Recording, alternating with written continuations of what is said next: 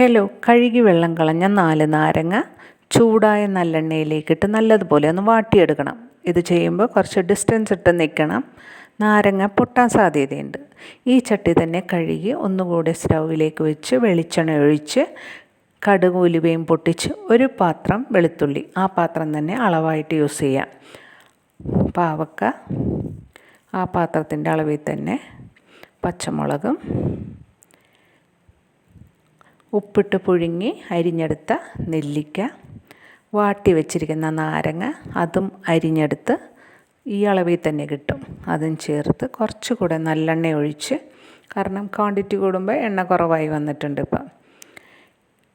ആവശ്യത്തിന് ഉപ്പും 1 ടീസ്പൂൺ വിനാഗിരിയെ ചേർക്കുന്നുള്ളൂ. കുറച്ച് വേപ്പിലയിട്ട് 3 ടീസ്പൂൺ മുളക് പൊടി, 1 ടീസ്പൂൺ കായപ്പൊടിയും കൂടെ ചേർത്ത് നല്ലതുപോലെ ഒന്ന് യോജിപ്പിച്ച്, ഇനി ഇതിലേക്ക് കുറച്ചുകൂടി നല്ലെണ്ണയും കൂടെ ചേർത്ത് ഒന്ന് മസാല മൊരിഞ്ഞു വരണം. ഇനി ഇതിലേക്ക് ചേർക്കേണ്ടത് 1.5 ടേബിൾ സ്പൂൺ ശർക്കരപ്പാനി, അതും ചേർത്ത് മസാലയെല്ലാം നല്ലതുപോലെ മൊരിഞ്ഞു വരുമ്പോഴേക്കും നമ്മുടെ അച്ചാർ റെഡിയാവും.